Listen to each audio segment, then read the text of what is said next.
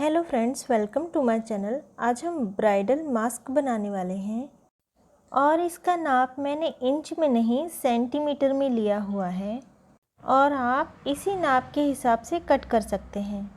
इसी तरह से हमें अस्तर का और साड़ी का कपड़ा कट कर लेना है। 2 पल्ले अस्तर के और 2 पल्ले साड़ी के कट हो गए हैं। अब एक के ऊपर एक रख कर सिलाई लगा लेनी है। यहाँ मैं हाथ के टाँके लगा रही हूँ।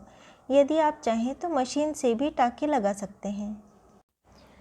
अस्तर में सिलाई लगा लेने के बाद बिल्कुल इसी तरह से हमें साड़ी के कपड़े में भी एक के ऊपर एक रख कर सिलाई लगा लेनी है।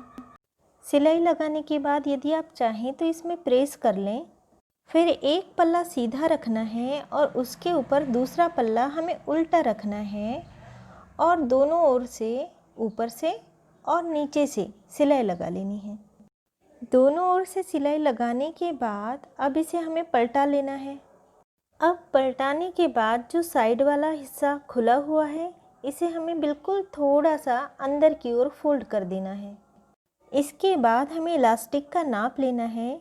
इलास्टिक का नाप भी हम सेंटीमीटर में लेंगे। यहाँ मैंने 17 सेंटीमीटर यानी 17 सेंटीमीटर का इलास्टिक लिया है और इस तरह के हमें 2 टुकड़े लेने हैं एक ही नाप के। अब जो हमने साइड से कपड़ा फोल्ड किया हुआ था उसमें हमें बिल्कुल थोड़ी सी इलास्टिक अंदर की ओर डालनी है और फिर यहाँ पर हमें 3-4 टाँके लगाने हैं ताकि ये इलास्टिक एकदम पक्की हो जाए। इसके बाद खुले हुए सिरे को बारीक टाँके लगाते हुए हमें आगे जाना है और टाँके लगाते हुए आखिरी सिरे तक हमें पहुँच जाना है। टाँके हमने बिल्कुल बारीक लिए हुए हैं। अब जो आखिरी सिरा खुला हुआ है उसमें इलास्टिक का दूसरा हिस्सा हमें पिरो लेना है। बिल्कुल थोड़ी इलास्टिक अंदर की ओर डालकर यहाँ भी हमें 3-4 टाँके लगाकर इलास्टिक को पक्की कर लेना है। एक ओर से इस तरह इलास्टिक लगा लेने के बाद दूसरी ओर से भी बिल्कुल इसी तरह हमें इलास्टिक लगा लेनी है। इसके बाद यहाँ मैंने फैब्रिक ग्लू लिया हुआ है। ग्लू लगा लेने के बाद यहाँ मेरे पास डायमंड की चेन है, इसे मैं इस पर लगा रही हूँ। यदि आप चाहें तो कोई लेस भी लगाई जा सकती है। इसके बाद यहाँ जामुनी कलर की चेन में लगा रही हूँ।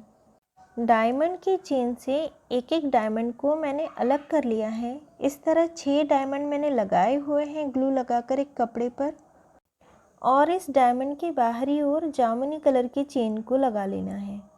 पहले मैंने चेन के छोटे छोटे टुकड़े कर लिए हैं और फिर इसे राउंड शेप में पकड़कर इस तरह इस पर रख देना है। कुछ देर बाद ये सूख जाते हैं। इसके बाद कपड़ा कट करके अलग कर लेना है और फिर इसे मास्क पर मनचाहे आकार में लगाया जा सकता है और इसे भी हमें फैब्रिक ग्लू से ही यहाँ चिपका लेना है। क्योंकि साड़ी में हमने मोतियों का काम भी किया हुआ था इसलिए मास्क के निचले हिस्से में, नीचे वाले हिस्से में यहाँ मैं मोती पिरो रही हूँ। बस सुई में मोती पिरोना है और इसे आड़ा इस तरह से कपड़े में पिरोना है और इसका अंतर एक बराबर रखना है और इसी तरह से यहाँ भी मैंने मोती टाक लिए हैं। इसी मास्क के साथ की साड़ी जो मैंने दुल्हन के लिए बनाई है और उसमें मैंने बारीक मोतियों का वर्क भी किया हुआ है, उस शाही मस्तानी साड़ी के वीडियो की लिंक मैं डिस्क्रिप्शन में दे रही हूँ।